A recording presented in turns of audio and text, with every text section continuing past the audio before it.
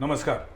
संवाद प्रतिवाद या विशेष कार्यक्रमामध्ये आपल्या सगळ्यांचं स्वागत. राज्यातील महानगरपालिकांच्या निवडणुका नुकत्याच झालेल्या आहेत. निकाल लागलेला आहे.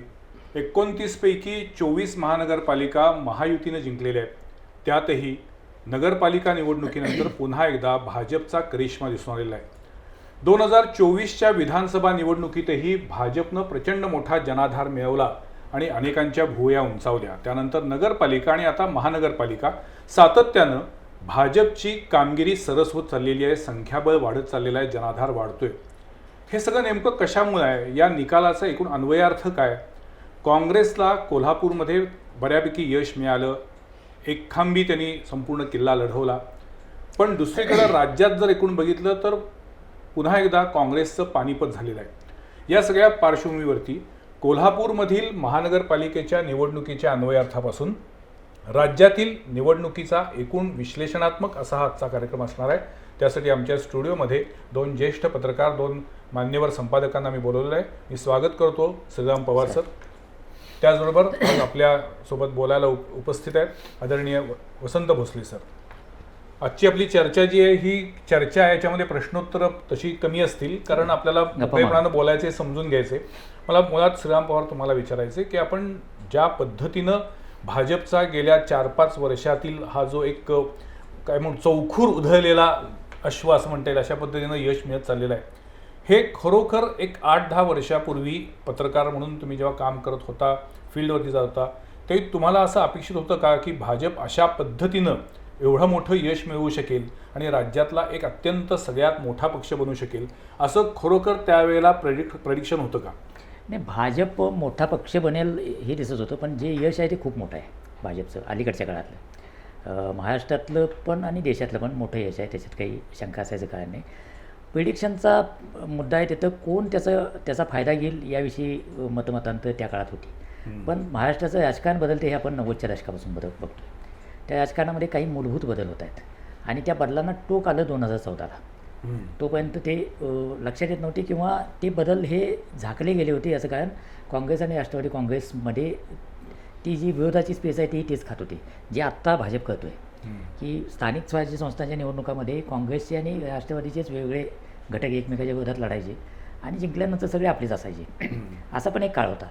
तर तो आता बदलला आणि हे दोन्ही पक्ष कमालीची अशक्य झाले आणि तो रोल कदाचित BJPकडे गेल्याच दिसते. की मग तुम्ही बघितलं तर या निवडणुकीत महायुती कुठंच धडपणे लढलेली नाही.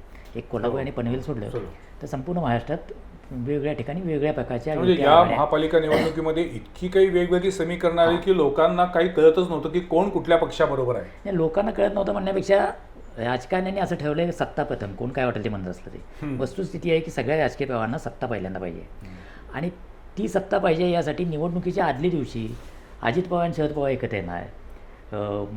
भारतीय जनता पक्ष सांगणार की अजितदादांमुळे आम्ही पुण्यामध्ये काही जाणार नाही. हे जे काही वेगवेगळ्या ठिकाणी वेगवेगळ्या गोष्टी होत आहेत, मग लोकांनी तुमच्यावर कशासाठी विश्वास ठेवायचा? या निवडणुकीमध्ये कुठलंही तत्वमूल्य वगैरे काही शोधायचं काही कारण नव्हती. जे होतं ते फक्त आम्हाला सत्ता कशी मिळेल एवढाच मुद्दा होता. काही लोकांची टिकण्याची अस्तित्वाची लढाई होती, काही जणांची एक्सपांड होण्याची लढाई होती आणि त्या पार्श्वभूमीवर भाजप हा माझ्या मते तुम्ही जे म्हणता की भाजप सगळ्यात मोठा का दिसतो, तर किमान या निवडणुकीमध्ये राज्यभर पक्ष म्हणून फक्त भाजप आवडला. पक्ष म्हणून बाकीचे सगळे तुकड्या तुकड्यानं काम करत होते. म्हणजे एकनाथ शिंदे संपूर्ण मुंबईच्या बाहेर क्वचित पडले, अजितदादा गेलेच नाहीत. शरद पवारांच्या पक्षातल्या कुणी काय केलं कदाचित त्यांनाही कळत नसेल. मग ओळलं कोणतं? भाजप आणि संपूर्ण राज्यभर फिरलेला देवेंद्र फडणवीस हा एकच नेता आहे. सगळीकडे फिरले आणि सगळीकडे एक सूत्र मांडत होते. सगळीकडे प्रचाराची एक लाईन होती. देवेंद्र फडणवीसांची प्रतिमा सगळीकडे एकसारखी देवाभाऊ नावानं, तुम्हाला आवडो ना आवडो पण ते त्यांनी केलं आणि ते ठसत होतं. त्याला काउंटर करायला त्या प्रकारचं नॅरेटिव्ह मुंबईपुरतं स्वतंत्र. उद्धव ठाकरे, राज ठाकरे मुंबईपुरते स्वतंत्र, इकडे त्यांचं अजिबातच लक्ष नाही. असं फ्रॅगमेंटेड विरोधात अतिशय काय म्हणता येईल की सूत्रबद्ध पद्धतीनं काम करणार भाजप आणि त्याच्याबरोबरचे सगळे रिसोर्सेस, म्हणजे इतके रिसोर्स वापरायची त्यांना आता संधी आहे. पैसा आहे, सगळ्या प्रकारची सत्तेची साधनं आहे, ती यंत्रणा आहे, सगळं आहे. तर या सगळ्याचा वापर करून भाजपचा एक मोठा हे झाला आणि त्याच्यात पोटात म्हणजे भाजप मोठा का झाला याचं विश्लेषण काय असेल तर सत्ता, पैसा, अधिकार, लोकांना देण्याची क्षमता, ज्याच्यामुळे पक्षांतर मोठ्या प्रमाणात होतात, हे सगळं आहे. त्याचबरोबर एक शहरी किंवा महानगरी राजकारणामध्ये जो बदल झाला आहे मागच्या 20 एक वर्षामध्ये, तो समजून न घेता भाजपच्या विजयाचं विश्लेषण करणं चुकीचं आहे असं मला वाटते. तो आहे तो जो नवा मध्यम वर्ग तयार झाला आहे, नवा मध्यम वर्ग म्हणा किंवा संपन्न वर्गसुद्धा म्हणा, त्याचा राजकारणाकडे बघण्याचा दृष्टिकोन पूर्णपणे वेगळा आहे. त्याच्या वडिलांपेक्षा त्याच्या आजोबांपेक्षा पूर्णपणे वेगळा आहे. तो ट्रॅडिशनली काँग्रेसचा मत आहे किंवा डाव्यांचा मत आहे आणि तो मतदार मागच्या 25-30 वर्षाच्या काळामध्ये दोन कारणांनी, एक त्याला असं वाटतं की इन्फ्रास्ट्रक्चरचा विकास हा अतिशय महत्त्वाचा आहे आणि तो भारतीय जनता पक्षच करू शकतो, या प्रकारचे नॅरेटिव्ह ते ठसवू शकले. केंद्रात आमची सत्ता आहे, राज्यात आमची सत्ता आहे, वगैरे वगैरे.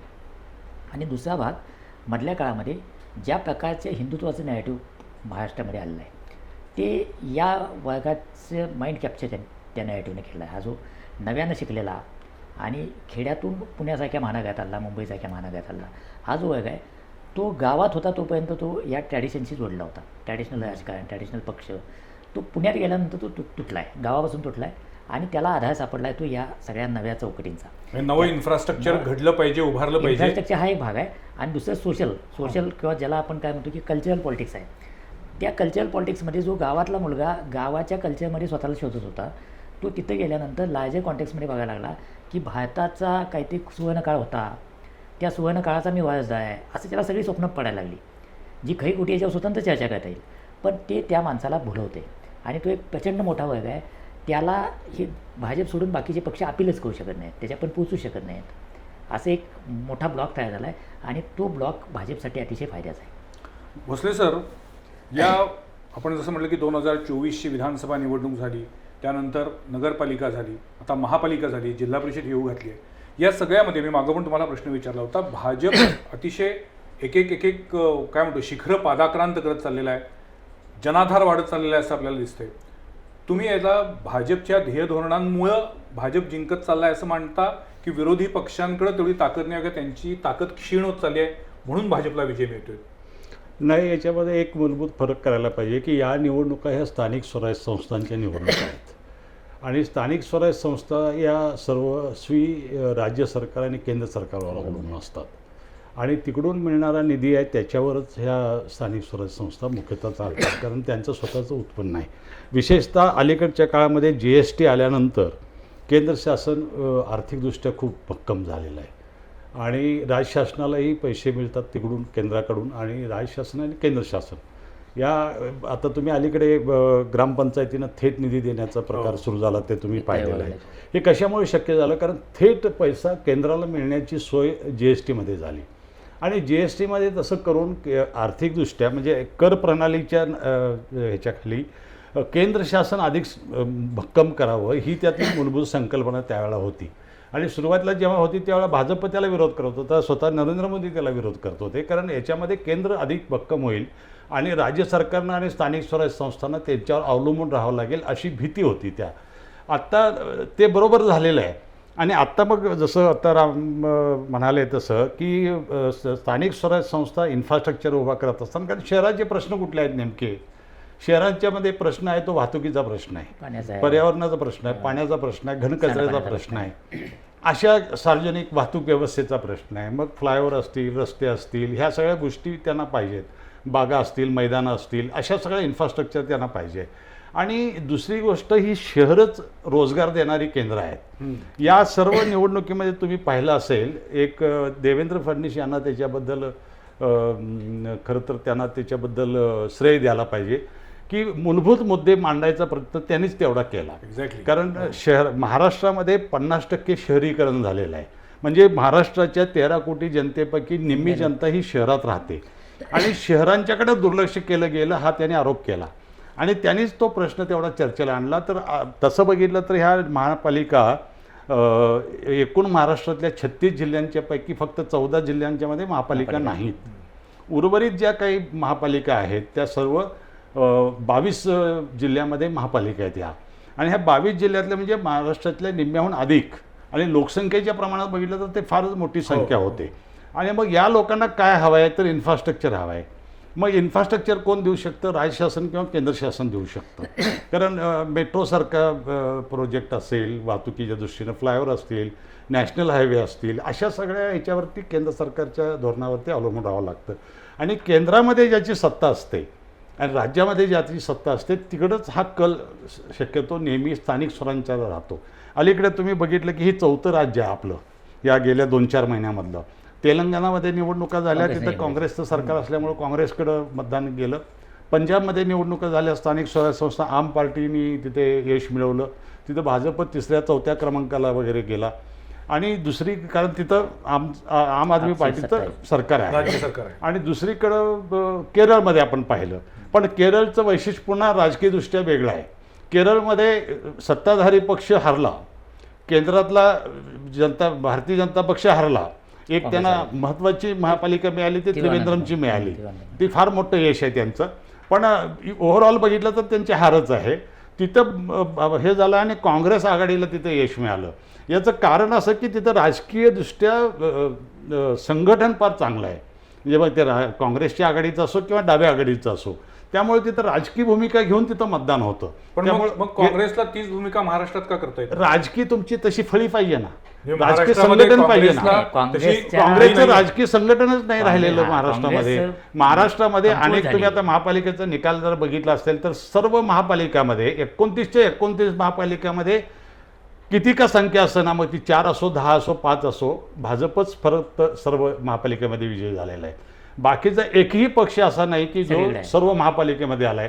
6 महापालिका अशा आहेत की जिथे काँग्रेसला एक सुद्धा नगरसेवक मिळालेला नाही आहे. एकूण 29 किंवा- पैकी 3 हां. नगर महापालिका आता हे- काँग्रेसला हे मिळाल्या. महाराष्ट्रापुरतं आहे ना, महाराष्ट्रापुरतं म्हणता येईल काय आहे, पण महाराष्ट्रापुरतं काँग्रेस कमकुवत होण्याचं मुख्य कारण काय आहे? केरळमध्ये संघटन आहे, म्हणजे तिथं संघटनेवर आधारित काँग्रेस चालते. पंजाबमध्ये पण काही प्रमाणात संघटन आहे. आपचं पण संघटनावर चालवायचा संघटनात्मक बाजू त्यांची फार भक्कम आहे. तसंच तेलंगणामध्ये पण आहे. तेलंगणामध्ये काँग्रेसची आहे. आहे. इथं काय झालं आहे, इथं संघटन काँग्रेसचं इतकं कमकुवत झालं आहे. आणि कमकुवत होण्याचं मुख्य कारण काय आहे? जी चूक आता भाजप करायला लागलं आहे, ते किती कंट्रोल करायला माहीत नाही. की सगळे निवडून येण्याची क्षमता असली, सगळे आधीच सत्ताधीश असले, सगळे माझ्याकडे पाहिजेत. आणि मग ते त्या सत्ताधीशांची गोळाबेरीज म्हणजे काँग्रेसचं यश. असं आत्तापर्यंत कोल्हापुरात तर असं चाललं होतं आणि अनेक महापालिकात साधारणपणे याच प्रकारे चाललं आहे. आता हेच आधार सुटले. हे कुठल्या ना कुठल्या तरी कारणानं भाजपकडे गेले किंवा एकनाथ शिंदेच्या शिवसेनेकडे गेले. ते गेले की त्याबरोबर त्यांच्यासोबतचा जो वर्ग आहे तो पण गेला. हे संघटन कमकुवत असण्याचं लक्षण आहे. माणूस गेल्यामुळे पक्ष कमकुवत होतो, त्याचा अर्थ संघटन विचार त्याचं काही शिल्लक राहिलेलं नाही. पण मग आता भाजपचं संघटन पण कमी झालेलं आहे आणि त्याच्यामध्ये एक ही वेगळी दुसऱ्या पक्षातनं आलेल्या लोकांच्या मुळे आलेली सूज आहे. नाही, दुसऱ्या पक्षातून आलेल्या लोकांचा भाजपला फायदा झाला का? तर 100% झाला. हो. ते काही नाकारायचं काही कारणच नाही. प्रश्न या दोन ह्याच्यातला आहे, दोन पक्षाच्या कार्यपद्धतीतला आहे. काँग्रेसमध्ये राजीव गांधीनंतर पुढच्या काळामध्ये हळूहळू करत हे बदल होत गेले की नेता कोण, त्या नेत्याला निवडून येण्याची क्षमता काय, आणि आपल्याकडे काय म्हणतात इलेक्टिव्ह मेरिट नावाचं प्रकरण 90च्या दशकामध्ये आलं. मग आता त्याचा टोक काय झालं, तर तुझ्याकडे 1 कोटी रुपये असतील तर तिकीट पैसे मागायला पाहिजे, त्याच्याबद्दल सर्व्हेचे पॉझिटिव्ह रिपोर्ट पाहिजे, हे सगळं आता यायला हे लागलं. सगळं त्यातला पैसा सगळ्यात महत्त्वाचा घटक या निवडणुकीत मानला. काँग्रेस असं कधीच प्रयोग करू शकले नाही की हा माझा कार्यगट आहे, याच्याकडे पैसे असूत का नसूत मी त्याला तिकीट देणार, हा नेता आहे. म्हणजे मी मागं पण एक अलीकडचं एक उदाहरण दिलं होतं की आत्ता जे अध्यक्ष होणार आहेत BJPचे नवीन, हे 6 महिन्यापूर्वी कोणाला माहीत होते का? हो. पण ते अण्णा आणि त्याचे लोक ऐकणार. रवींद्र चव्हाणांचं लोक महाराष्ट्रामध्ये ऐकतात. काँग्रेसनं असं कोणाला दिलं तर ऐकतील का लोक?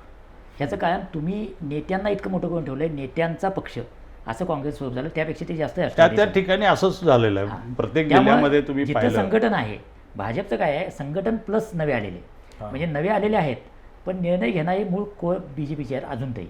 हे जेव्हा बदलेल तेव्हा त्यांची काय म्हणतात काँग्रेस की होईल. भाजपची काँग्रेस भाजपची होईल. काँग्रेस. म्हणजे आता फक्त संख्येच्या अर्थानं काँग्रेस झाली, पण निर्णयाच्या अर्थानं पण काँग्रेस चारू झाली. एक आहे मला या सगळ्या महापालिकेच्या निवडणुकीमध्ये एक दिसलं, ते महानगरांचे जे प्रश्न म्हणून आहेत त्या प्रश्नावर खूप कमी चर्चा कमी झाली. चर्चा झाली. इव्हन माध्यमांनी सुद्धा चर्चा केली नाही फारशी त्याच्यामध्ये.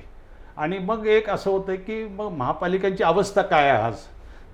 देवेंद्र फडणवीस एक मुद्दा जो मांडत होते, म्हणून मी मगाशी म्हटलं की त्यांना त्याचं हे द्यायला पाहिजे, क्रेडिट द्यायला पाहिजे, श्रेय द्यायला पाहिजे की 70 वर्षामध्ये काँग्रेसनी शहरांच्याकडे दुर्लक्ष केलं आणि ग्रामीण भागाचंच राजकारण केलं असं ते म्हणाले. ते काही प्रमाणात खरंही आहे. पण याचा अर्थ असा नाही की पुणे शहर वाढलं नाही. पुणे शहर काय आता भाजप सत्तेवर आल्यानंतर नाही. वाढलेलं नाही आहे. सगळीच शहरं मुंबई वाढली. शहर जे हो. वाढलं ते आहे, शहर नाशिक आहे. शहर जे वाढलं, सर, संभाजीनगरची काय, जे शहरं वाढली ऐका, पण शहरांच्या पायाभूत नाही सुविधांकडे नाही लक्ष ऐका दिलं की, नाही. पण आता सुद्धा तेच आहे की ही जरी यश मिळालं असलं, धोरणात्मक जर तुम्ही बदल केला नाही, तुम्ही इम्प्लिमेंटेशन चांगलं केलं नाही, तुम्ही अधिकारी वर्ग चांगले दिले नाहीत, तुम्ही नगरसेवकांची जे काही नवीन संस्कृती निर्माण झाल्या त्याच्यावर जर वचक ठेवला नाही तर ह्या शहरांचे प्रश्न सुटतील की नाही याच्याविषयी अगदी प्रश्नचिन्ह आहे बरोबर. मोठा. Yes, 100%. इथं आणि मुद्दा- खूप गंभीर प्रश्न आहे.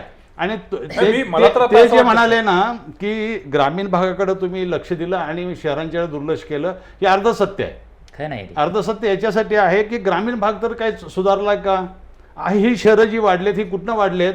थोडी मुंबई, ठाणे, मुंबई हा बाहेरच्या प्रांतातले आले असतील, पण महाराष्ट्रातले सगळी मोठ्या बाहेर. प्रमाणात सगळी रोजगारासाठी बाहेर शहरातच आले, जात आहेत ना लोक. हो. म्हणजे ग्रामीण भागाकडे लक्ष दिलं होतं आणि ग्रामीण भाग चांगला झाला आणि असं काही शहरं नाही. दुर्लक्षित झाले असं म्हणावं तर ग्रामीण भागात लोक थांबायला तयार नाहीत ना.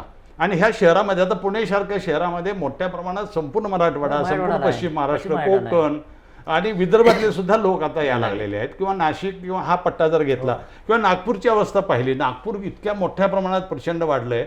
तसं सर्वच शहरं तुम्ही बघितले तर, पण नागपूर जेव्हा वाढत असतं त्याच वेळेला तुम्ही उर्वरित विदर्भ जो आहे 11 जिल्ह्यांचा, तो उर्वरित विदर्भाची काय अवस्था आहे?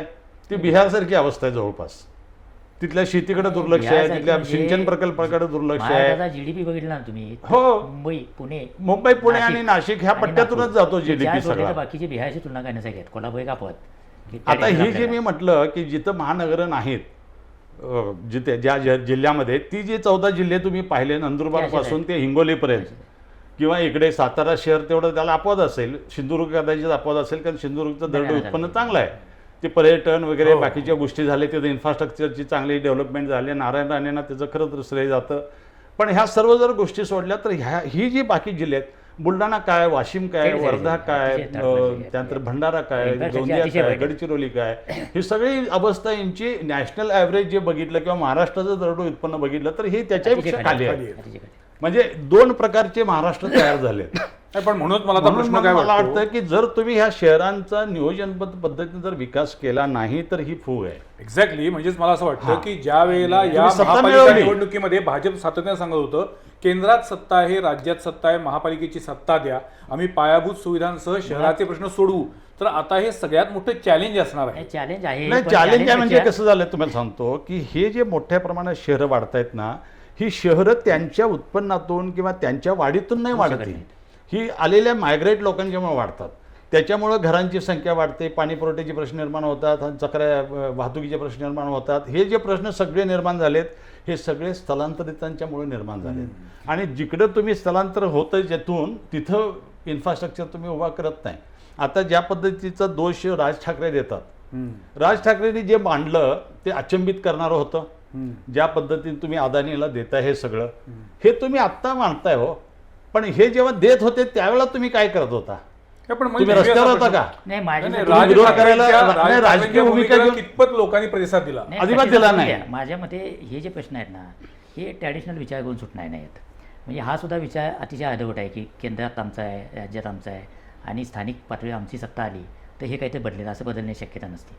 याचं कारण काय आहे, तुम्ही जिथं जिथं उत्तम शहर आहेत, तुम्ही सगळी ज्याला स्मार्टेस्ट सिटी म्हणतात ते कुठेही घ्या, तिथं लोकल गव्हर्नमेंट नावाचं प्रकरण आहे.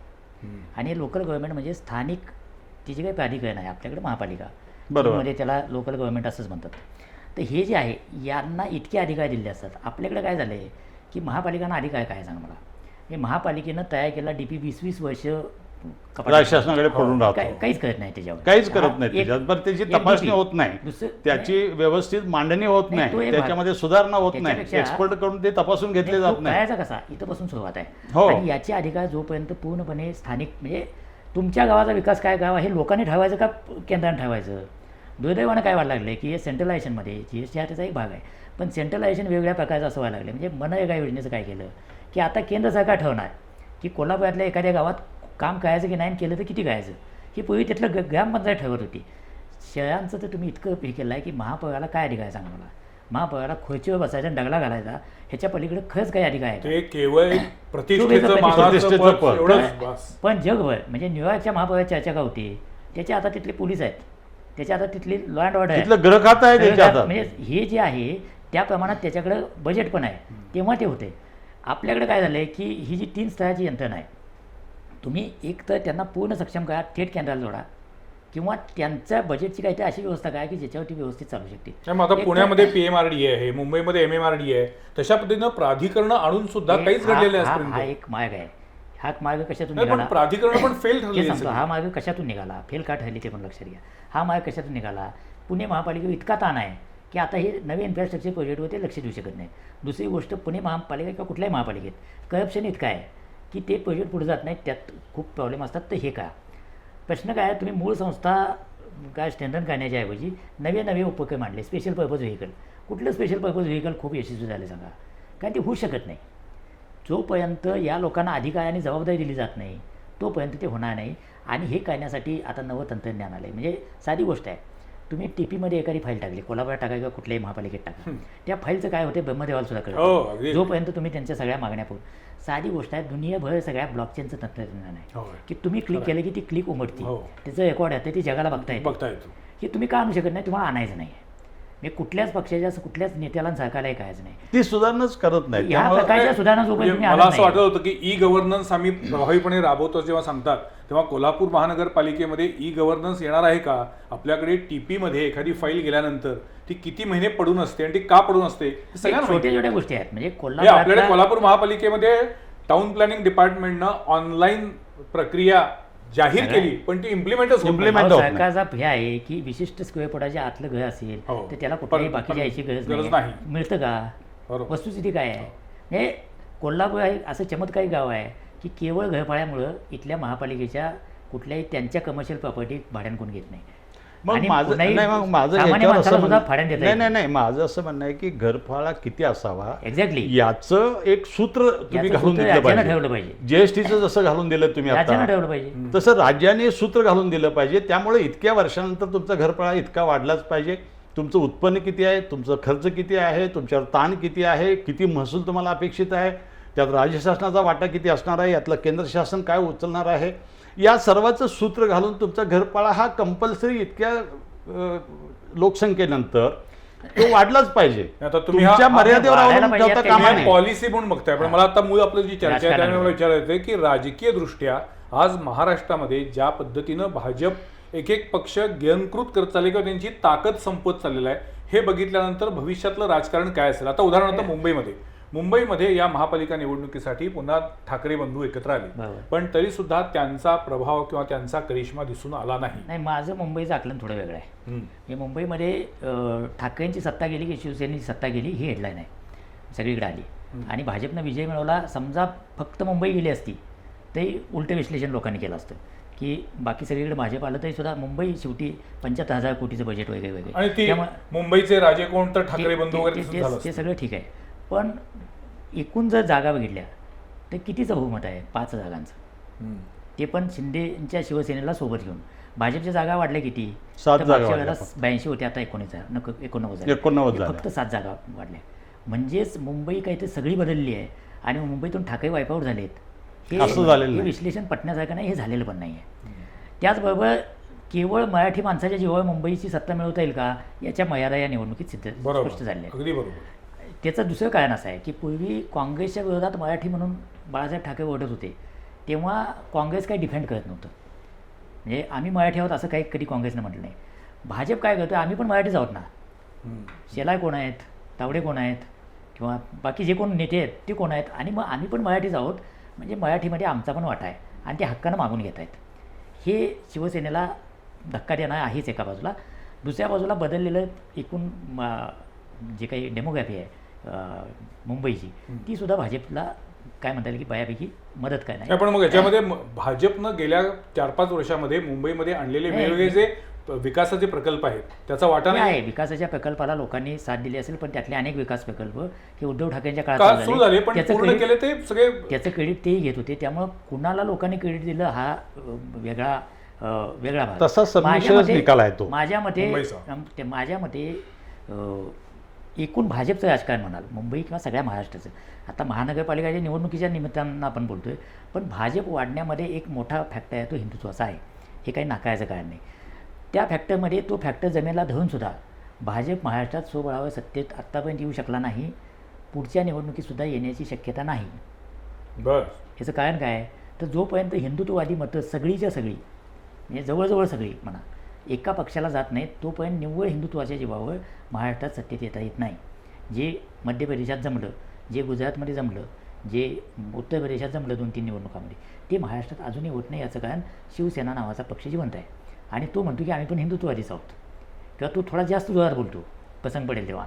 आणि भाजपचं दीर्घकाळाचं राजकारण आहे, शिवसेना संपली पाहिजे. भाजपला आनंद कधी होईल? शिवसेना पूर्ण संपेल तेव्हा. एकनाथ शिंदेची शिवसेना संपेल, उद्धव ठाकरेंची संपेल, राज ठाकरेंची शिवसेना संपेल, हाच पक्ष म्हणूनच संपेल, तेव्हा भाजपला आनंद होईल. काँग्रेस संपण्यापेक्षा सुद्धा जास्त, हे मी अगदी खात्रीनं सांगतो तुम्हाला. आणि हे मुंबईत होत नाही. जे मधल्या काळामध्ये 5 वर्षात राजकारण झालं, जे पक्ष फोडले गेले, त्याचा त्याचं कारणच उद्देशच आहे. तो होता. त्याचं ते कारण कारणच तेच होतं. कमकुवत करत करत आणि जायचं, ते पण त्याचा झाल्यामुळं परिणाम- मुंबईमध्ये आज एवढं नाही, यश त्याचा मिळालं, परिणाम- नाही तर आज 3ऱ्या-4थ्या नंबरला गेला नाही, असता त्याचा भाजप त्याचा मुंबईमध्ये. त्याचा परिणाम काय झाला सांगतो तुम्हाला. त्याचा परिणाम असा झाला की भाजपला हे कळायचं आहे संपूर्ण महाराष्ट्रात एक हाती सत्ता मिळवायची आहे.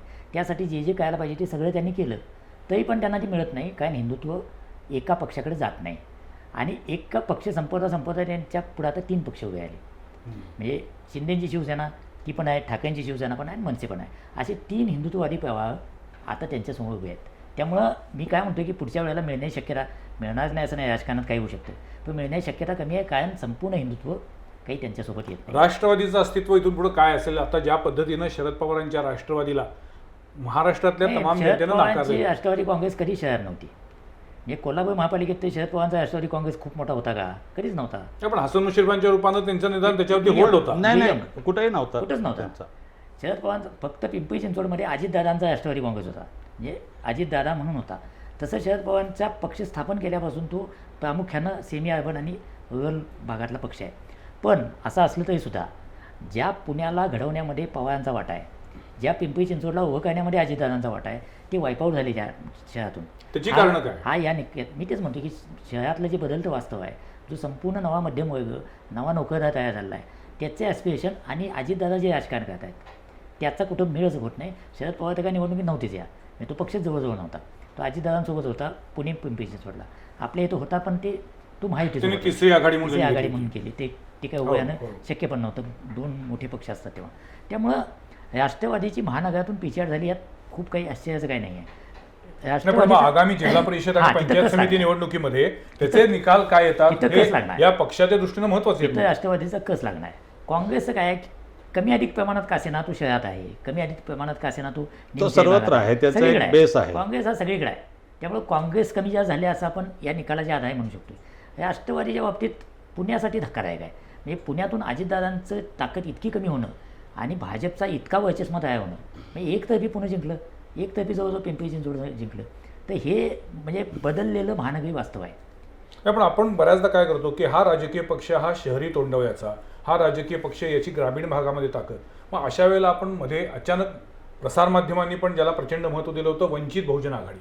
वंचित बहुजन आघाडी ना विधानसभा निवडणुकीमध्ये आपलं काही वेगळी ताकद दाखवू शकली, ना महानगरपालिका निवडणुकीमध्ये, ना नगरपालिका निवडणुकीमध्ये. नाही, वंचित आघाडी जी आहे ती आणि मनसेमध्ये काही फारसा फरक नाही. मग म्हणजेच मला नाही, म्हणायचं नाही, आहे नाही, की नाही. काय आपणच याचं माध्यमच कारण- एखाद्या नाही, पक्षाला नाही, ग्लोरीफाय करतो का? नाही ग्लोरीफाय करत नाही. त्यांना त्यांचा एक बेस आहे, पण संघटन नाही ना.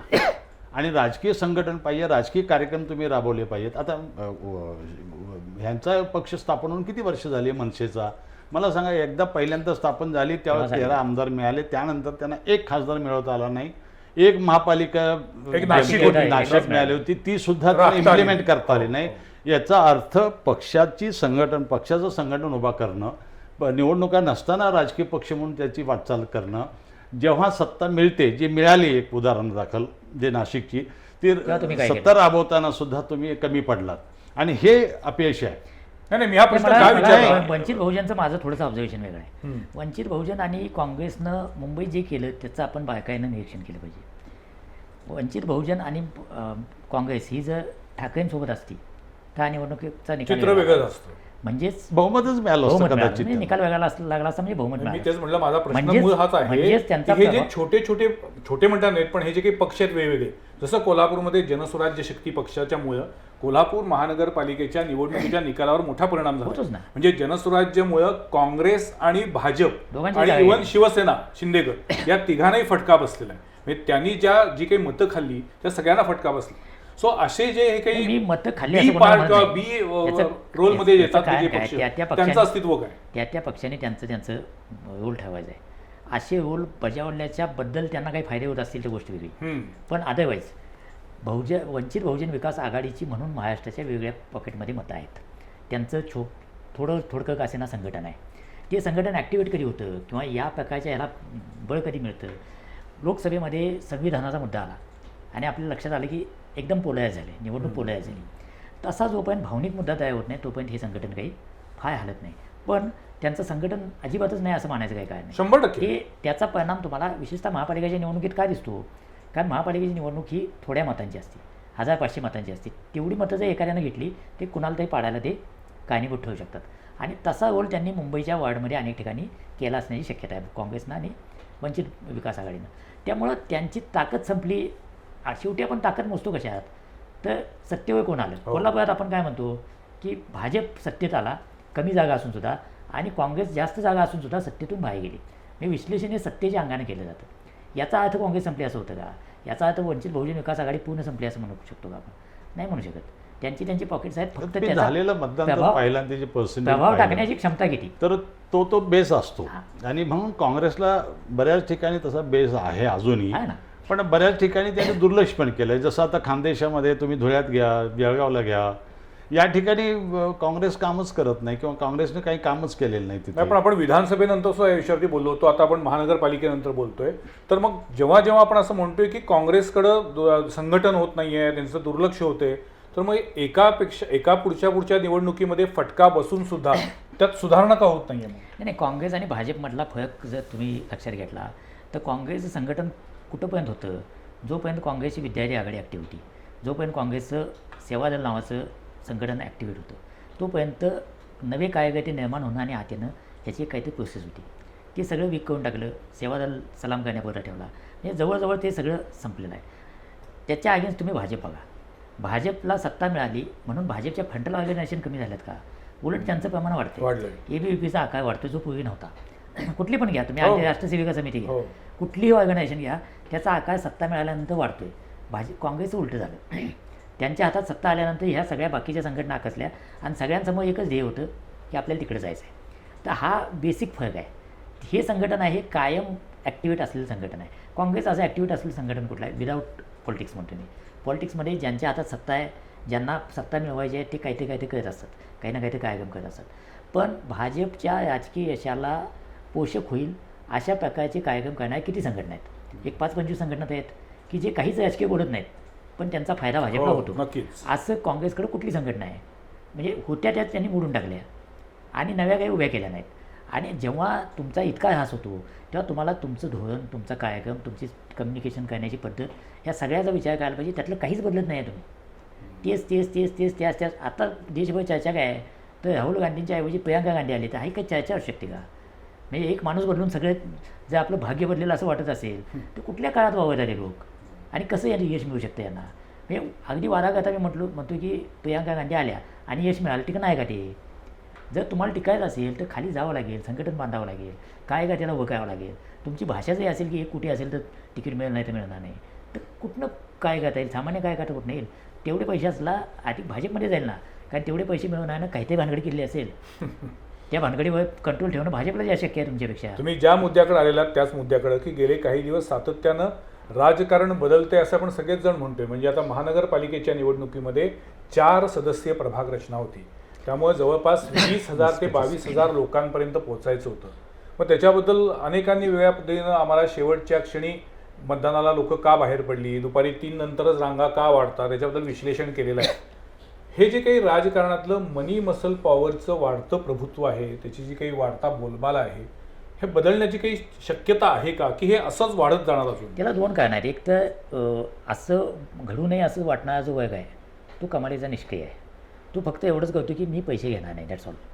तो त्याच्यापुरतं चांगलं करतो, पण तो त्याच्या पलीकडे जाऊन करतो का? राजकारणावर काही प्रभाव टाकतो का? जो मध्यम वर्ग टाकत होता, हे असा विचार करणारा मध्यम वर्ग हा एकेकाळी राजकारणावर प्रभाव टाकत होता, तो सत्तेत असो किंवा नसो. काँग्रेस सत्तेत असतानासुद्धा काँग्रेसचे अनेक मंत्री, मुख्यमंत्री बदलले गेले. त्याचं कारण हा दबाव होता. निलंगेकर पाटलांच्या मुलीच्या काही मार्काचं प्रकरण झालं, राजीनामा द्यावा लागला. कोण देईल का आता? त्याच्यानं पुढं काहीच बाहेर पडलं नाही. अख्ख्या अंतुल्यांच्या प्रकरणात काय बाहेर पडलं, पण राजीनामा का द्यायला लागला?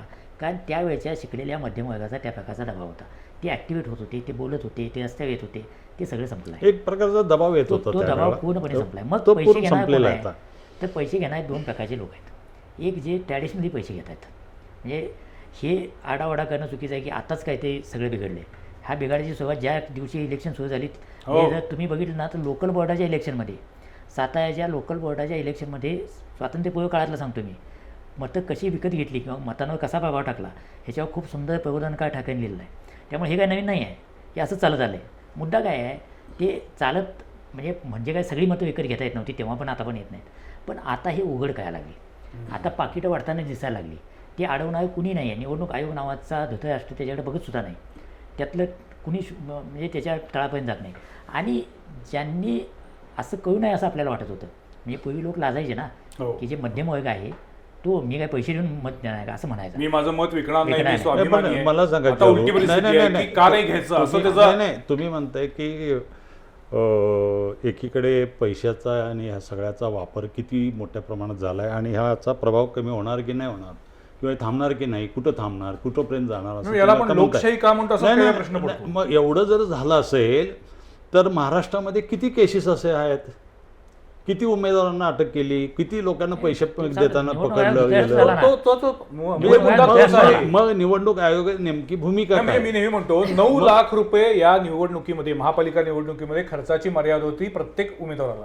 9 लाख रुपयामध्ये निवडणूक लढवणारा एक जरी माणूस दिसला, मुळातच एखादा विजय सावरकर सरदार सोडला तर सगळं ते हे अव्यवहार्य आहे. अव्यवहारी आहे हे आणि आकडा प्रत्यक्षात पण ते अव्यवहार्य कागदावर काय येत नाही आणि यावेळेचं वाईट काय त्याच्यावर आहे? नियंत्रण ठेवणारी यंत्रणाच नाही आहे. नियंत्रण हा एक भाग आहे. यावेळेचं वाईट काय आहे, तर लोक आपला हक्क असल्यासारखे पैसे मागतात हो एक्झॅक्टली. आणि हे फार वाईट वाईट घडतं. हे आणि त्यात हे प्रस्थापित काय- झालंय सगळं. प्रस्थापित झालंय. हे लोकशाहीसाठी पण चांगलं नाही आणि हे व्यक्तिगत डिग्निटी म्हणून पण चांगलं नाही की आपण एक नागरिक आहोत, आपण काय स्वतंत्र भारताला तोलणारे घटक आहोत, आम्ही भारतीय लोक म्हणतो आणि पैसे मागतो आणि पैसे नाही दिले तर मताला येत नाही असं स्पष्ट लोक सांगत असतील तर काहीतरी बिघडले.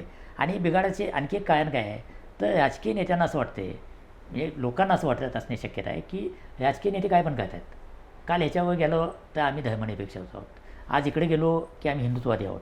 म्हणजे इतकं कसं काय प्राथमिकनं सगळं बदलते तुमचा विचार. आणि जर तुम्ही असा विचार बदलताय त्यानंतर तुमच्या पोरांची, तुमच्या जावयाची, तुमच्या आणि कोणाची सगळ्यांची प्रॉपर्टी वाढते.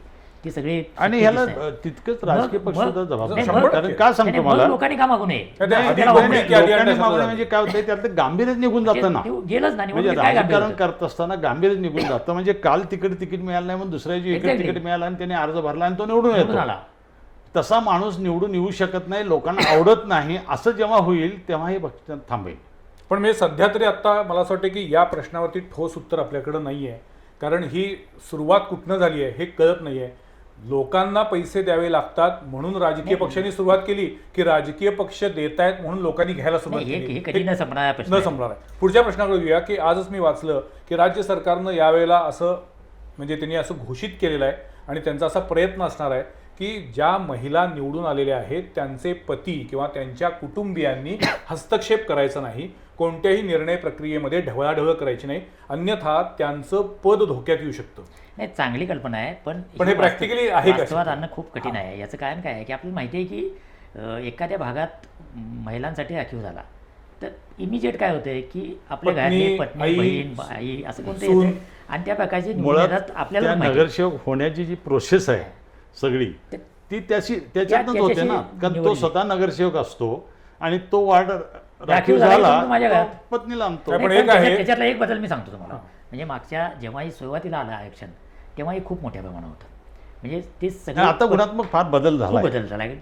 ज्या महिला एक टर्मपेक्षा जास्त काळ आलेल्या आहेत, दुसऱ्या टर्मला आलेल्या आहेत, त्यांच्यामध्ये तो कॉन्फिडन्स आहे हो. की त्या Decision making त्या झालेलं. डिसिजन मेकिंग घेतात आणि वाईट आधारानं पण कॉन्फिडन्स आहे. म्हणजे महापालिकेत जे काही चालतं तर तिथं पण त्या सहजपणे सहभागी व्हायला लागलं. म्हणजे जे वाटत होतं की महिला आल्यानंतर हे सगळं बदलेल तर तसं ते बदलत नाही आहे. पण निर्णय घेण्यामध्ये ते येत आहेत, त्या महिलांच्या विषयी बोलत आहेत, हे चांगलं घडतंय. त्यामुळं 20 वर्षापूर्वी जे सरसकट होतं की भाऊ किंवा पती येऊनच किंवा तू शेजारी बसायचा नाही, सुरुवातीला ते अपेक्षित ते होतं, होणार पण होतं. तो बदल तसं व्हायला थोडा. लागला. पण बदल त्याच्यामध्ये व्हायला लागलेला नाही, पण आहे. आता देवेंद्र फडणवीस यांनी जेव्हा पुण्यातला निकाल लागला त्यानंतर जेव्हा ते कार्यकर्त्यांशी बोलत होते त्याचवेळी त्यांनी एक प्रकारे डोस दिलेला आहे, इंजेक्शन दिलं आहे की मला अशा पद्धतीनं कोणत्याही पद्धतीचा भ्रष्टाचाराचा कारभार चालणार नाही, सहन केला जाणार नाही. याच्याकडे तुम्ही पत्रकार संपादक म्हणून कसं बघता? कुठला नेता असं म्हणेल की आता तुम्ही निवडून नाही, आला जा मान्य आहे, भ्रष्टाचार पण नाही फडणवीसांचा इशारा हा कितपत पुढच्या काळामध्ये उपयोगी नाही, ठरेल? ते इशारा मला द्यायला काहीच सांगा, वाईट फडणवीसांचे कार्यकर्ते किंवा फडणवीसांची राजकीय फळी सगळी ही अशा पद्धतीनं वागते आहे का? का? असा अनुभव आहे तुमचा? तुम्हाला तिकीट देताना कळालं नाही का त्याचा बॅकग्राऊंड काय होती? तुम्ही ज्या लोकांना तिकीट देताय त्यांना दिल्यानंतर त्यांच्याकडून अपेक्षा करताय की तुम्ही म्हणत होता ना, त्यांनी काय करायचं? तुम्ही म्हणत होता ना अजित पवार भ्रष्ट आहेत म्हणून, मग त्यांना काय घेतलं तुमच्या मंत्रिमंडळात? ठोकून सांगितलं माझ्या आरोप करण्यात जाता माझ्यावर हा, आणि माझ्यावर 70,000 कोटीचा भ्ष्टाचाराचा आरोप करणारे माझ्या बरोबर बसले मांडी लावून असतात. बसले. हे सांगणं जे होतं ते तुमची बेअब्रूच होती ना आता एकेकाळी. कुठल्या तोंडानं तुम्ही सांगणार की आणि तुम्ही देशाच्या भ्रष्टाचार करता? पंतप्रधानांनी एखाद्या राज्यातल्या मंत्र्याच्या बद्दल असं बोलावं किंवा एखाद्या राज्यातल्या नाही, हे काय कार्यकर्त्याबद्दल, अजितदारांबद्दलच नाही आहे. तो हिमांता विश्व शर्मा काय आहे? हा, ते हिमंत एक- विश्व शर्मा काय आहे? खूप तो मोठी तसाच यादी होता. आहे. प्रश्न तो नाही आहे. मला काय म्हणायचं आहे की राजकारणात ते आणि जे काही हसले त्याच्यावर पण ते हो. नाव नाही घेतलं, पण ते म्हणाले की हे बरोबर नाही विजयाचा माझा हो. सुने वगैरे. ही सगळी सुभाषित आहेत. देवेंद्र फडणवीस व्यक्तिगत पातळी पाळतील का तर पाळतील, ती काही कुणाला असं बोलणार नाहीत. सिनियर नेते पण पाळतील. पण तुम्ही ज्या प्रकारच्या लोकांना सोडलाय मोकळं, ते काय बोलत होते? ते कायम ज्या काय प्रकारे नाही, ज्या प्रकारे ते आलेत, एक्झॅक्टली. ते ज्या प्रकारचे धंदे करतात, ज्या प्रकारचे कामं करतात, मग तुम्ही हे कुठल्या सगळं कारणाला- बघितल्यानंतर तुम्ही कसं अपेक्षा करू व्यक्तिगत शकता? याच्यात तुम्ही असू शकाल, पण तुम्हीच असे लोक निवडताय, तुम्हीच त्यांना कुणाच्या तरी अंगावरती जेव्हा बोलत असतात तेव्हा तुम्ही थांबवत नाही. हे काय कमी झालं का आतापर्यंत एकमेकाच्या विरोधात अगदी खालीपर्यंत जाऊन बोलणं? जे राजकारणाचा स्तर घसरत चाललेला आहे ह्याच्याबद्दल आपण सगळे आणि एकमत आहोत. त्याच्यावर फक्त म्हणजे सुभाषित सांगून काय उपयोग नाही. महत्वाच्या मुद्द्याकडे तुम्ही दोघंही कोल्हापूरशी निगडीत आहात. कोल्हापूरशी प्रदीर्घ काळ तुम्ही तर Born and brought हां, बॉर्न अँड बॉटम. आता या महापालिका निवडणुकीनंतर महायुती कोल्हापूर महानगरपालिकेमध्ये आलेले, प्राधान्यानं महायुतीनं कोणत्या प्रश्नांकडे लक्ष देणं अपेक्षित आहे? मला वाटतं की कोल्हापूरच्या प्रश्नांची यादी सगळ्यांना माहिती आहे. हो. त्यात काही मी नव्यानं आणि सांगायला काय लागलो झाले नाही. की यावेळेला दोन्हीही म्हणजे महायुती आणि महाविकास आघाडी यांनी जे जाहीरनामा कर्तव्यनामा जाहीर केला त्याच्याबद्दल पण बरीच चर्चा झाली. हे बघा, कॉमन So मुद्दे आता- काय आहेत? तर कोल्हापूरची हद्दवाढ झाली पाहिजे. सगळ्या पक्षांचा सगळेजण म्हणतात की हद्दवाढ झाली पाहिजे. पण त्याला अजूनही ग्रामीण भागाचा विरोध आहे. नाही, मुख्यमंत्र्यांनी सांगितलं, सगळ्यांनी सांगितलं. म्हणजे त्याच्यामध्ये दुमत असायचं काही कारण नाही. सगळेजण म्हणतात पंचगंगेचं प्रदूषण संपलं पाहिजे. हम्म. सगळेजण म्हणतात कोल्हापूर रस्ते उत्तम झाले पाहिजेत. त्यातला प्राधान्यक्रम काय आणि ते खरोखर प्रॅक्टिकली हे सगळे प्राधान्यच आहेत. हे एक practical. नंबरचेच यात काय- आहेत रस्ते, या- कामं, सगळ्या हे काही समस्या. दुसऱ्या प्राधान्य ह्या कोल्हापुरात 100 बसेस आहेत, इलेक्ट्रिक बसेस आलेल्या आहेत आणि ठोकळ्यावर लावून ठेवलेल्या आहेत. कुठल्या राजकीय पक्षाला का वाटलं नाही मग 6 महिने असेच का पडल्यात म्हणून? तुम्ही राजकारणात आहात ना, तुम्ही लोकांच्या सेवेसाठी आहात ना. हे इतक्या साऱ्या गोष्टी आहेत. पैसे दिले सरकारनं, बसेस आल्या. मी म्हणतो टेक्निकल 10 अडचणी असतील, तुम्हाला सोडता येत नाही. पण तोच मुद्दा होता ना की तो कोल्हापूर महानगरपालिका निवडणूक झाल्यानंतर आणायचं ना, अन्यथा त्याचं क्रेडिट भाजपला मिळालं मी काय म्हणते- असतं म्हणून त्या मागे ठेवलेले आहेत मी बसेस. आता आता आता बसेस मिळेल ना? केंद्र सरकारकडनं आलेले आहेत, आता- केंद्र सरकारचा आता- पैसा त्यामध्ये आता आला आहे. ना सत्तेत तुम्ही, हो. आणा ना उद्या. आता येणारच त्या. प्रॉब्लेम काय आहे की फक्त सेयासाठी तुम्ही 6 महिने वर्ष असं अडकून ठेवणार का? हा एक मुद्दा. बाकी हे जे प्रश्न आहेत ना, काही गोष्टी हलक्या पण झाल्यात. म्हणजे आपण हे पण समजून घ्यायला पाहिजे की कायम आपण टीकात्मक बोलतो. कोल्हापुरातल्या सांडपाण्याचा प्रश्न जितक्या प्रमाणात कोल्हापुरात काम झालं क्वचित कुठल्या तरी शहरामध्ये झालं असेल. 3 मोठे प्रकल्प झाले. कोल्हापुरातून आता जवळपास सांडपाणी नदीत जातं. नाही, संपलं पाणी. जवळजवळ संपलं. काय जातं त्यामुळे खेड्यात- तुम्हाला खेड्यात कोल्हापूर पासून ते गांधीनगर रुकडीपर्यंत व्यवस्थित, तुम्हाला नदी जी काही व्यवस्थित. हे येत होती, काय केंद्र केंद्र- निर्माण होत कमी होतं, झालं. केंद्र जवळजवळ निर्माण होणं गेली 5-6 वर्ष झालं जवळजवळ थांबलेलं आहे. याचं कारण काय तर हे कोल्हापूरच्या जनतेनं लावलेला रेट आहे. त्यातून झालेले बदल आहेत. तर हे बदल होण्यासाठी म्हणजे आता इन्फ्रास्ट्रक्चरचा प्रश्न आहे. तर इन्फ्रास्ट्रक्चरच्या प्रश्नामध्ये आपल्याला कधीतरी ठामपणे भूमिका घ्यावी लागेल ना की हे रेल्वे स्टेशन आहे इथंच पाहिजे आहे का आपल्याला? Exactly. अख्खं मार्केट यार्ड हो. तुम्हाला इथंच पाहिजे आहे का? गाव वाढल्यानंतर या सुविधांचं स्थलांतर कायच असतं. विकेंद्रीकरण ते व्हायलाच कधीतरी पाहिजे. याच्यावर तुम्हाला काय पाहिजे? कपूर यांच्या काळात झाला मास्टर प्लॅन अजून राबवलो आपण. हो. मग एकदा ठेवा नाही लावायचा. आपल्याला कोल्हापूर नाही, जुना आहे नाही, ते पण- तसंच्या तसं ठेवायचं आहे. नाही, पण राम, मला एक म्हणायचं आहे की हे करत असताना कोल्हापूर महापालिका कशी चालली वाटचाल करते, कोल्हापूरची लोकसंख्या कशी वाढते, कोल्हापूरमध्ये येणाऱ्या लोकांचं प्रमाण कसं वाढतं, कोल्हापूरमधला उद्योग व्यवसाय कसा वाढतोय, कोल्हापूरमध्ये घरं किती प्रमाणात होत आहेत, कोल्हापूरमध्ये पाणी पुरवठ्याची मागणी किती वाढत आहे, विजेची मागणी किती वाढत आहे, की कोल्हापूरमध्ये घनकचरा 30 वर्षापूर्वी किती टन निघत असेल, 50 टन निघत असेल, आज 200-250 टन हो. घनकचरा तयार व्हायला लागलाय ना. मग ह्या सर्व विषयावर महापालिका काय करते हे बघण्याचं काम कुणाचं आहे? त्याच्यासाठी धोरणं आहेत का? महापालिका त्यासाठी जबाबदार धरलं जातं का? Exactly, त्यासाठी त्यांना आवश्यक अधिकार असेल ते जबाबदारी. मनुष्यबळ, तज्ज्ञ मनुष्यबळ दिलं जातं का? अधिकार आणि जबाबदारी या दोन्ही गोष्टी महापालिकेला नियोजन प्राधिकरण म्हणून असायला पाहिजे. हा, नियोजन ते- प्राधिकरण तिथं असायला problem पाहिजे. काय आहे? कर्नाटकाने एक चांगला प्रयोग केला की तिथे महापालिकेच्या डेव्हलपमेंट बोर्ड स्थापन करतात. त्यांनी बेंगलोरसाठी स्वतंत्र मंत्रालय स्थापन केलंय, म्हणजे खातं स्थापन केलंय. ते आता DK शिवकुमार यांच्याकडे ते खातं आहे. तसं तुम्ही मुंबईसाठी का करत नाही, की मुंबईला तुम्ही स्वतंत्र एक खातं का निर्माण करत नाही आणि ते स्वतंत्र एक मंत्री का देत नाही मुंबईचा त्याच्यासाठी? प्रॉब्लेम काय आहे? तिथे ते इमोशनल प्रॉब्लेम द्यायला पाहिजे. मुंबईला काही स्वतंत्र केले की मुंबई वेगळी काय जाणार? हा मी तर म्हणतो की लगेच तुम्ही major- मुंबईलाच वेगळा नाही, दर्जा का ते होणार देताय? नाही. होणार नाही सगळ्यांना ते कळलं. काय होते, काही केलं तर त्याच्या मागे प्रत्येक जण आपापल्या राजकीय दृष्टिकोनातून त्याचा निष्कर्ष काढतो आणि तेच लेबल चिकटवतो. नाही, माझ्या अहो, मते होऊ दे ना, कोल्हापूरचं- काढू देत ना. माझं काय म्हणणं, पण कोणी तर धाडस केलं पाहिजे ना. वसंतराव, मुंबईचं सोडा, कोल्हापूरसाठी कोल्हापूरचं बोलायचं झालं तर कधीतरी आपण सगळ्या कोल्हापुरातल्या लोकांनी ठरवायला पाहिजे की आम्हाला हो. काय पाहिजे. बरोबर बरोबर. आम्हाला हे इन्फ्रास्ट्रक्चर हो, पाहिजे, या गोष्टी असायला 5-6 गोष्टीच आणि आहेत त्या फक्त. खूप नाही आहेत. मुळात कोल्हापूर वाढतंय हाच भ्रम आहे. या वेळेला आपले सगळे मिळून मतदार 5 लाखाच्या आत होते. हो. मी काय खूप कोल्हापूर वाढलं का हो?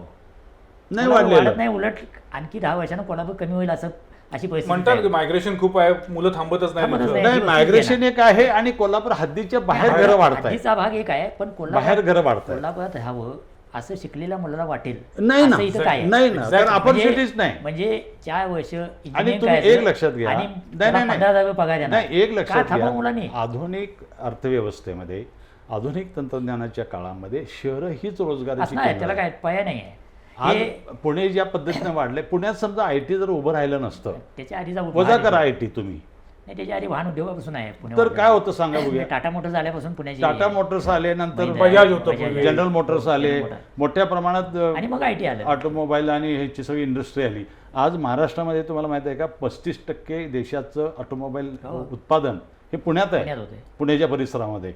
आणि महाराष्ट्रात बाकीच्या ठिकाणी खूप कमी आहे, पण महाराष्ट्रात त्यातले 35% वाटा महाराष्ट्रात पण आहे. त्या आपल्याकडे प्रकारचे कोल्हापूरमध्ये कोणतीही नाही, नवीन गोष्ट येत असताना त्याला विरोध करण्याची एक मानसिकता आहे, त्याचं काय करायचं? नाही, ते तर म्हणजे अक्षरशः काय म्हणता येईल की आयर्न हँड म्हणून मोडून काढलं पाहिजे की हे जे आहे ना की प्रत्येक ठिकाणी मी विरोध समजून घेता येतो, त्याच्यासाठी चर्चा करता येते, त्यातून खोडा घालणं चुकीचं. खोडा घालणं चुकीचं आहे. त्यासाठी 10-20 वर्ष प्रकल्प अडवून ठेवणं ही खूपच चुकीची गोष्ट आहे. मला वाटतं की एक ब्रॉड प्लॅन असला पाहिजे.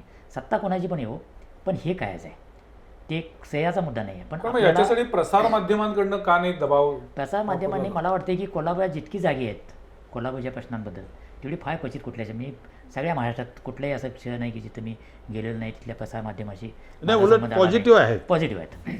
म्हणजे हद्दवाढ वाढलेला चांगल्या प्रसारमाध्यमांचा विरोध आहे का? पंचगंगेच्या प्रदूषणाचा विषय प्रसारमाध्यमांनी लावून हा धरला. परसिव्ड भीती आहे की हद्दवाढ केली तर आपली काहीतरी मतं जातील, ही परसिव्ड भीती आहे. ही भीती खरी नाही आहे.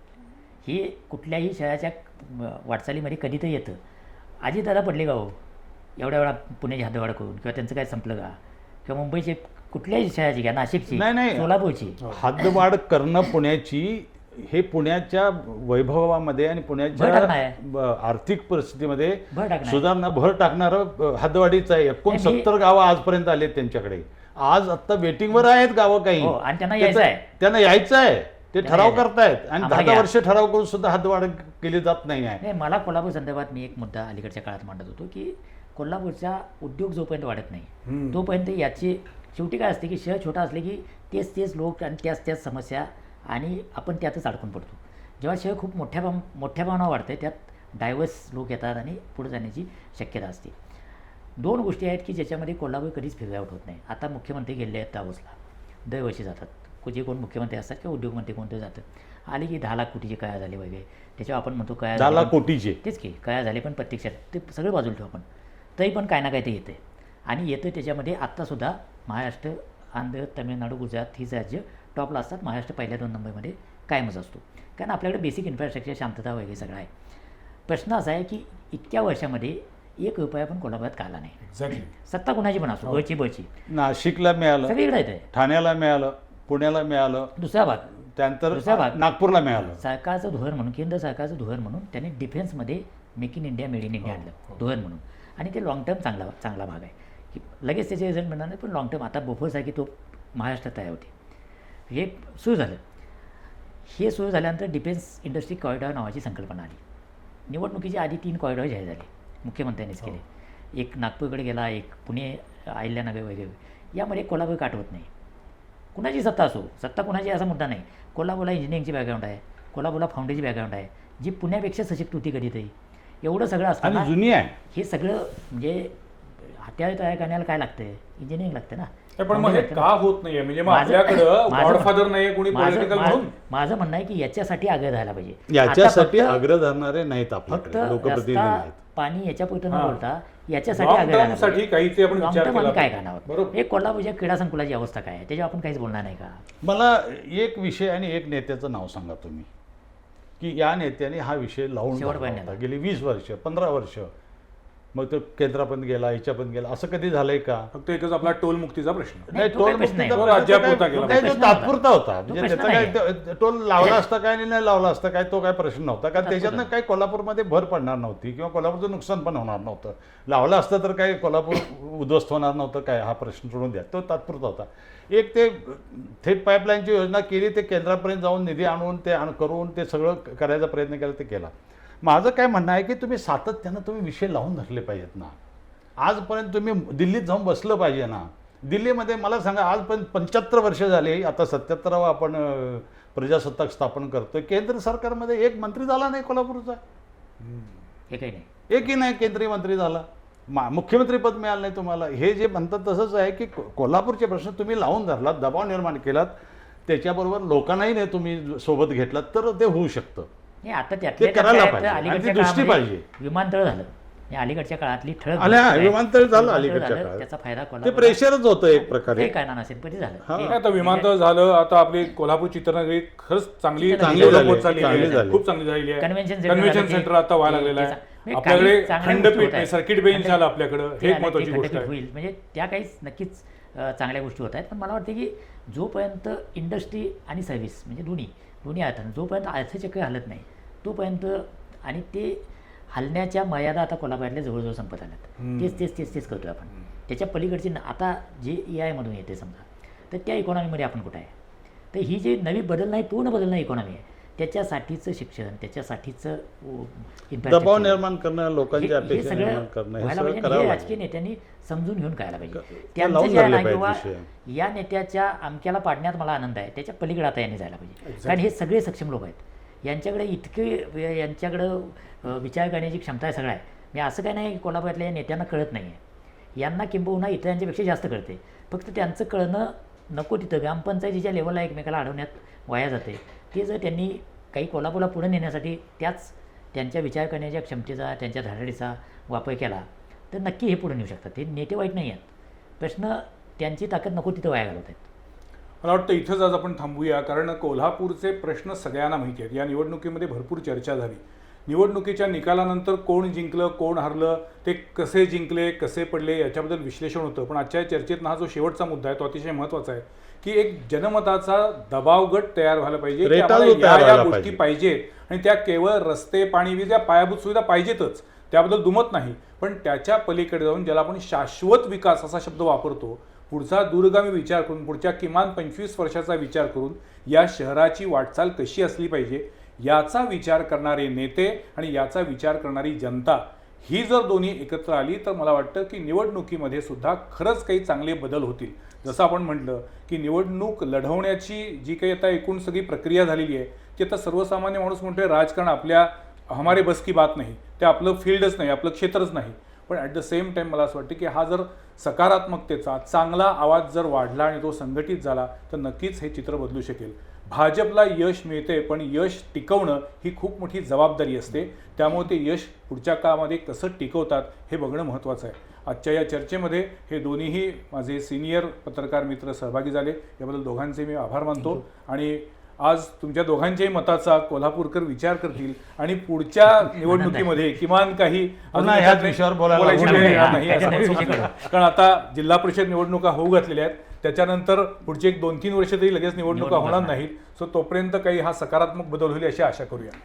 धन्यवाद. पुढच्या सोमवारी पाहायला विसरू नका आणखीन एका विषयावरील चर्चा संवाद प्रतिवादमध्ये. नमस्कार.